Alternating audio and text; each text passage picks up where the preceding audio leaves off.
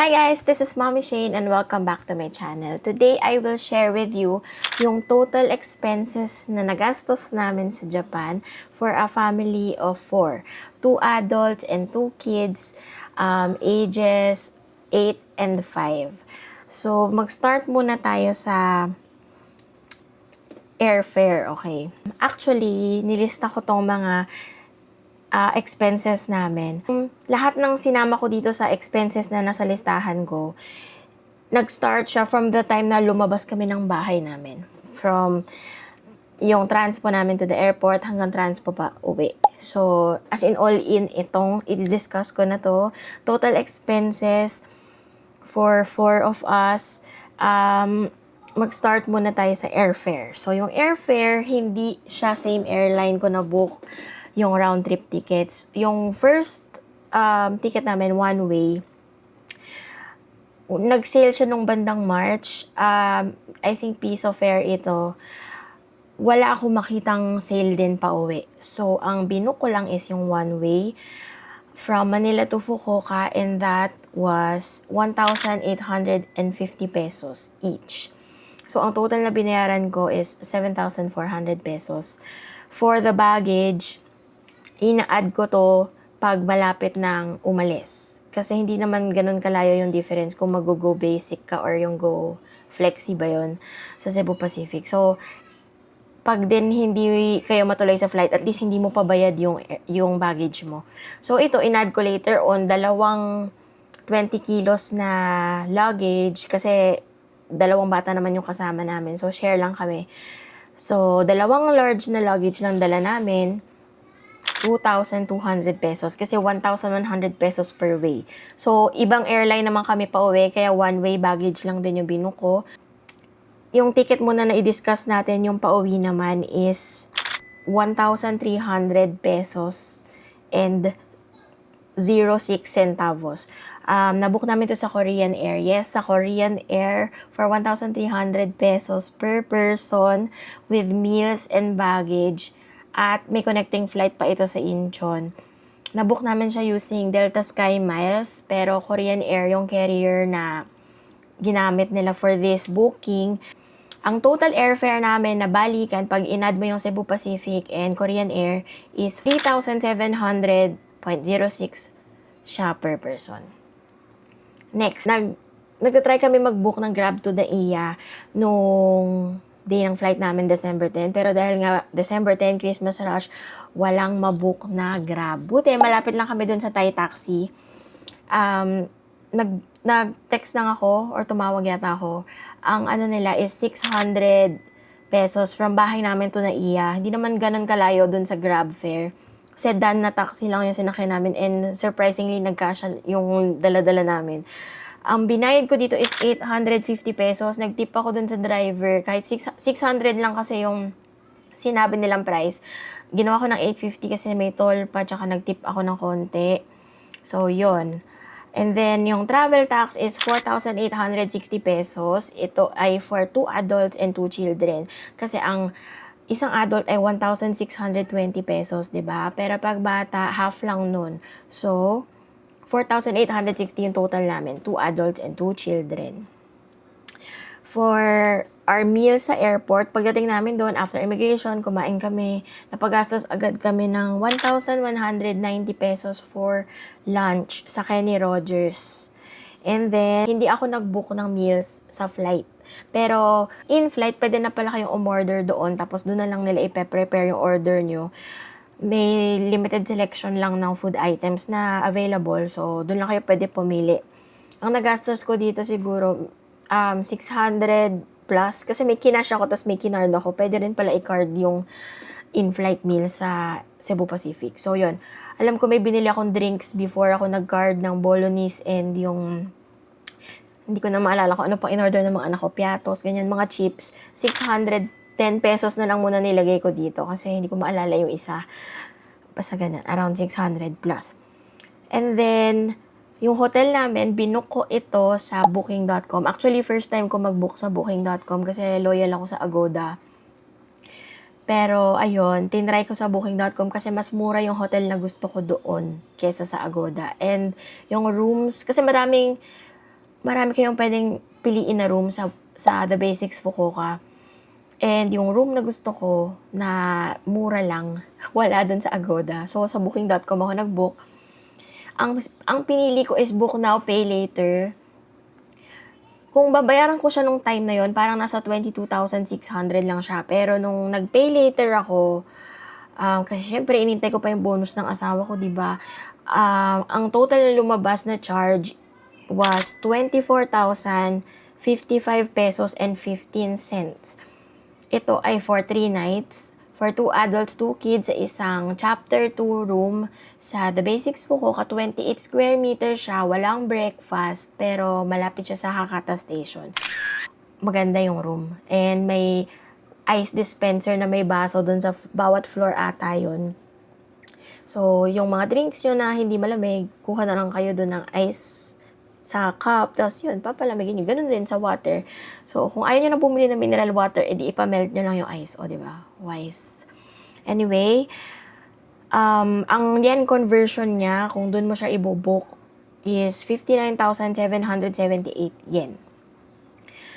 Merong accommodation tax sa Fukuoka. Hindi ko alam kung bago lang ba ito or sa Fukuoka lang ba ito or sa buong Japan. Pero siningil nila kami doon upon check-in ng 1,200 yen or 480.16 pesos for us na yun, for all of us. And then, sa Airbnb naman namin, ito, meron din siyang price difference upon yung price difference between dun sa amount ng at the time of booking and pag na-charge niya sa card nyo. Sa booking ko parang nasa 16,000 plus siya lalabas. Pero nung na-charge na siya, lumabas siya as 17,156.90. 3 nights din yon sa, located naman ito sa Minami Fukuoka Station, 2 minutes away from the station. Sobrang convenient na. Kaya nung nag-taxi kami pa uwi, dinala lang namin yung luggage namin doon kasi andun yung taxi stand. Ang pinili ko pala sa Airbnb is yung partial payment. Siyempre nga, iniintay ko pa yung pera, di ba? So, partial muna, binayad ko, half muna, and then yung half, pag malapit na yung trip. So, yon. And then, ewan ko, mas malaki yung accommodation tax dito sa Airbnb kaysa dun sa hotel. Hindi ko rin alam bakit. Ang accommodation tax namin dun is 948 pesos and 50 cents. May separate link na ibinigay yung host para isettle itong accommodation tax. For the pocket wifi, binook ko ito sa Klook. Kung gusto nyo gamitin yung promo code ko, baka nagamit nyo na yung sa mga ibang sikat na content creator na code, pwede nyo gamitin yun sa akin, Mami Shane Klook. Nabook ko itong Ninja Wi-Fi for ilang days ba yun? Basta in-input ko yung pick up and return, tapos 1,373 pesos siya. 3 gig per day lang ata itong binook ko. Medyo kulang siya, lalo na yung pa YouTube yung mga anak ko. Kung ako sa inyo, at may anak kayo na panay ang gamit ng data, mag-ano kayo, yung mas mataas na data allocation. Okay, next is, from the airport, yung pagka-pick up namin ng pocket wifi, nagpunta kami sa taxi stand para mag-taxi from airport to Hakata. Yung doon nga, papunta sa hotel namin, The Basics Fukuoka sa Hakata. Ang binayad namin doon sa taxi, pwede mag-credit card, is 1,630 yen, equivalent to 647 pesos. 647.99 pesos. Ayun yung exact amount na na-charge sa card ko. So, nag-McDo din kami, 378.27 pesos. 950 yen yun. And then, sa Fukuoka Tower, nag-book ako sa Klook. 823 pesos and 40 cents para sa 2 adults, 2 kids. Binook ko siya on the day, on the spot. Kasi mas mura siya sa Klook kesa kung doon ko binook sa counter. Tapos nagamit ko pa yung Klook coins ko. So, yun. And then, gamitin nyo rin yung promo code ko dito, Mami Shane Klook, kung pupunta kayo sa Fukuoka Tower. And then, kumain kami sa Hakata Datos. 1,656 pesos and 36 cents, equivalent to 4,160 yen.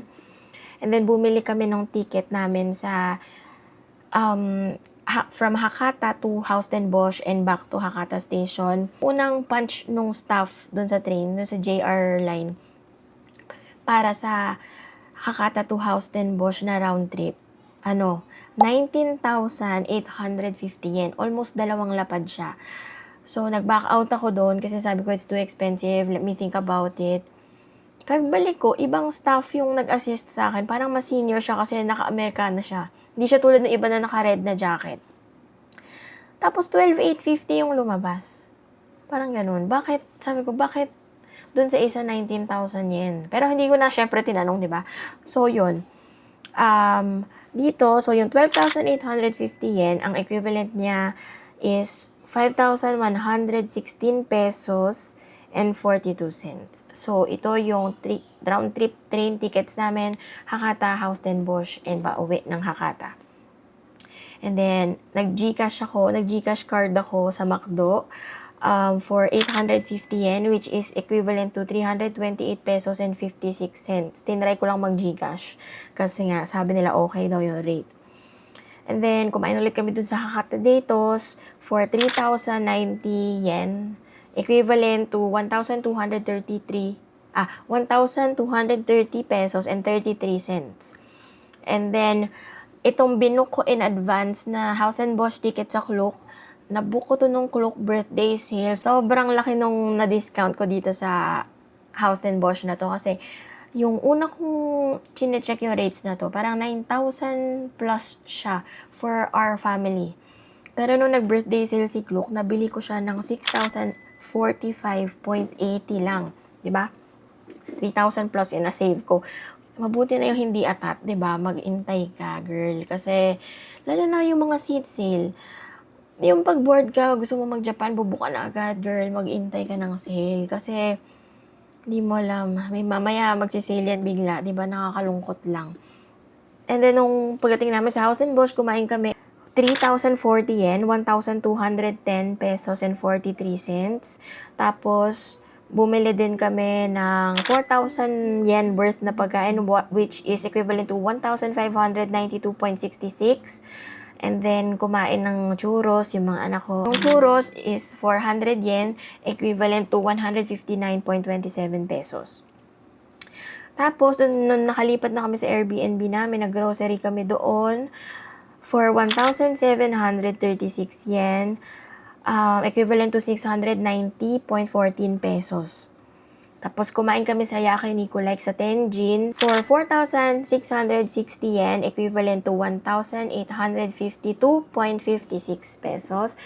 Tapos, sa Lalaport, kumain kami dun sa food court doon for 1,470 yen, equivalent to 584.40 cents. Tsaka 980 yen, equivalent to 389 pesos and 59 cents. Tsaka may isa pa kaming pagkain doon. 1,150 yen, equivalent to 457 pesos and 18 cents. Tapos, nag-McDo ulit yung anak ko doon sa Lalaport sa halagang 490 yen or 194 pesos and 80 cents. From Lalaport, nag-taxi kami pauwi sa Airbnb namin, which costs 1,550 yen or 616 pesos and 19 cents. And then, yung taxi pala namin from Airbnb to Fukuoka Airport was 2,910 yen or 1,164.09. Sa Fukuoka Airport naman, kumain kami doon ng lunch worth 4,350 yen or 1,729 pesos and 32 cents. Nung pumunta naman kami sa Incheon, bumili yung asawa ko doon ng kape, 7,500 won, worth 318 pesos and 99 cents. Ayan. And then, yung Grab namin from Naiya to bahay was 413 pesos kasi taga Paranaque lang naman kami. Yung nagtataka kayo, ito lang yung mga nasa listahan ko kasi ito yung mga naka-card ko. So, ito yung mga na-monitor ko talaga. Aside from this mga kinard ko, meron kaming dala na cash na $400 na yon, hindi ko na alam kung paano ko siya ginamit. Ginamit naman yung $400 na cash sa ibang items like sa convenience stores, transpo, like trains, bus, meals, iba pang shopping, yun. So, ito namang shinapping namin, hindi naman to sobrang dami. Sabihin ko na lang din yung kung ano-ano na binili namin. Konti lang naman to. So, yung sapatos ng asawa ko sa Onitsuka Tiger, 13,300 yen or 5,287.33. Binili ko yung mga anak ko ng sapatos, 9,185 yen or 3,651.44. Yung mga binili ko sa Don Quixote, 10,299 yen. Hindi ko na to pinatax free kasi gabi, sobrang haba nung tax free na line. So ito ay 4,094 pesos, 31 cents. Sa House and Bosch, bumili kami ng gloves ng asawa ko. So, 2 pares yun, dalaan lamig. Hindi kaya ng mga daliri namin yung lamig. 1,600 yen. 800 yen ang isa. So, for 2 pairs, 637 pesos, 0.07 cents. Tapos, bumili kami ng watch, 5,000 yen. Or 1,987.72 cents. Sa Big Camera, bumili kami ng 2 earbuds, 10,295 yen or 4,092.71.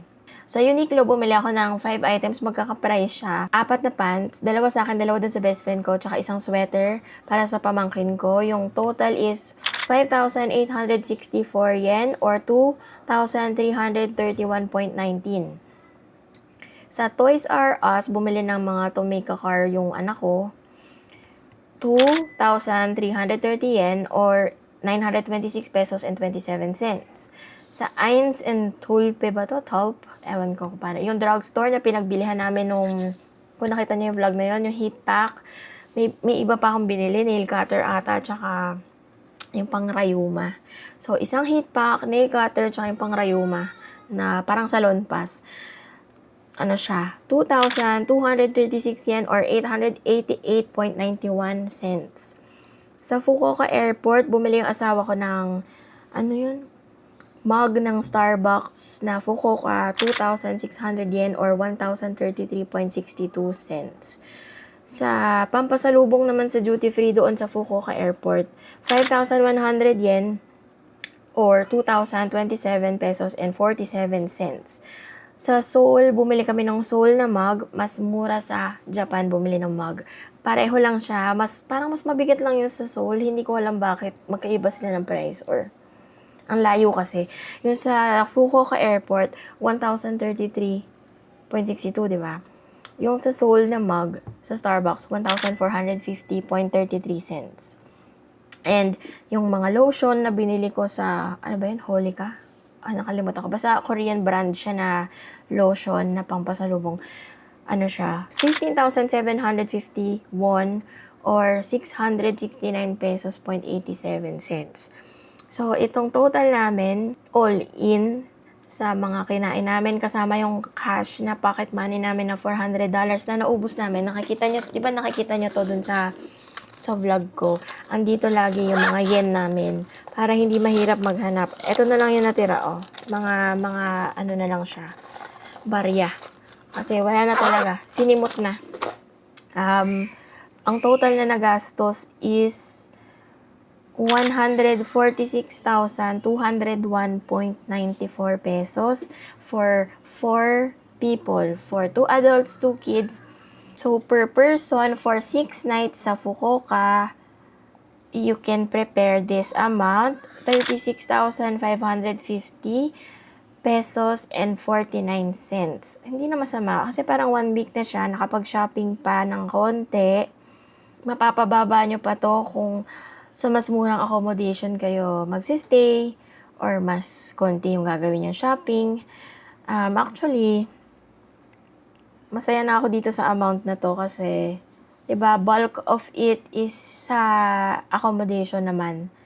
Kasi kung ito total tong Airbnb namin and yung hotel, 42,640 siya. Yung accommodation pa lang. So, 104K pa yung remaining na nakaspread out dito. So, ito, kung Ang budget na napakita ko sa inyo is 36,000 per person. For 6 nights or a week in Japan, pwede kayo mag-save ng 3,000 per month. O, 'di ba? So, in a year, meron kang 36K. Pwede kang makapag-Japan at the end of the year. Or kung mas nalakihan mo pa yung savings mo per month para sa trip na to, mas marami kang mapupuntahan, pwedeng mas matagal ka pa magstay. Ang next talaga naming target is Sapporo. Kasi dati ko pa talaga gusto doon. Alam mo yun, sobrang, pag nakakanood ako ng mga vlogs nila, nila Ivan de Guzman, sino pa ba nag-Sapporo? Si Go with Mel. Sobrang tuwang-tuwa ako dun sa mga nakakapunta dun. Tapos recently, yung best friend ko, pumunta rin siya ng Sapporo. Tapos sabi ko, pwede ba ipag-uwi mo ako ng snow? Kahit lusaw na siya sa mineral water bottle. Pero yun yung gusto ko. Kaya lang, ang kinakatakot ko lang dun talaga sa Sapporo, yun nga, yung madulas yung daan. Di ba, nakita nyo naman, kung nanonood kayo ng vlogs ko, sobrang kukulit ng mga anak ko, yung takbo sila ng takbo. For added tips lang, ayan, dito sa pag-prepare for a Japan trip, yung ayusin nyo yung cash flow nyo sa pagbubook. Pwede naman nga na may mga partial payment lang, tapos later na yung final settlement ng balance kapag dumating na yung bonus nyo, di ba? Iyon, para hindi siya sabay-sabay pag binook nyo. Unless madami kayong pera, go ahead, why not, diba? So, yun nga. Kung hindi pa kayo nakasubscribe sa channel ko, I hope you can subscribe kasi magpo-post din ako nung ang iba ko pang tips kung paano mag-book ng Airbnb, paano ba pumili ng magandang Airbnb, paano pumili ng magandang hotel. Kung gusto nyo, kasi yung mga in-upload ko na vlog, sobrang lengthy nila, di ba? And if you're not interested in my family, I can cut yung parts na yon para kung ano na lang yung hinahanap nyo, like yung sa hotel, yun lang yung makikita nyo. Like yung sa Airbnb, yun lang. Kasi, actually, I'm doing this vlog para lang may ma-preserve yung memory namin during this trip. Kasi talagang first time namin na apat kami, yung first time namin kasi sa Fukuoka, wala pa yung bunso namin. So, ngayon, parang sobrang special nung Fukuoka para sa amin kasi laging dun kami as a family na apat, na kami-kami lang. Kasi yung sa Korea namin, kasama namin mami ko, yung sa Tokyo namin, kasama namin in-laws ko, wala pa talaga na kami lang. So, ito yun. Fukuoka lagi yun. Nung 2018, kaming tatlo lang din. Ako, yung husband ko, tsaka yung panganay namin. Tapos ngayon, 2024, kami lang din.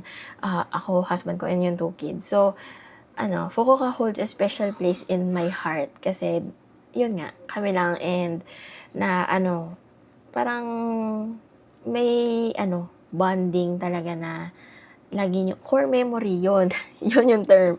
Core memory siya for us, for the kids. Kaya, gusto namin, pwede namin to balik-balikan every now and then. But, aside from that, I also wanna help you enjoy a trip to Fukuoka. Kaya, yun, I will try my best to edit the other clips para yung mga highlights lang talaga na important for other travelers who want to visit Fukuoka can watch them. So, sa mga hindi pa nakakarating sa Fukuoka, I highly recommend that you try kahit once lang kasi I'm sure you will love it. Hindi siya ganon ka-hectic or ka-gulo tulad sa ibang prefectures. Pero, siya? Alam mo yun? Kalma. May konting kalma. Sa Hakata Station lang talaga yung magulo pagka rush hour, pero may ibang stations din talaga na kalmado. So, try nyo pumunta sa Fukuoka kasi, siya, maganda. Try nyo lang. Just give it a try. Yung sa mga, dun sa mga nag-iisip, baka boring dun. Hindi. Ewan ko personally, hindi siya boring para sa akin. Although, na ako, 37 years old. So, iba na siguro yung level ng boring para sa akin. So, you find out for yourself, 'di ba? So, ayun lang guys. Thank you so much for watching and I hope you learned something from my sharing. And yun, hope you can save up for your next Japan trip. Thanks for watching and see you on my next video. Bye!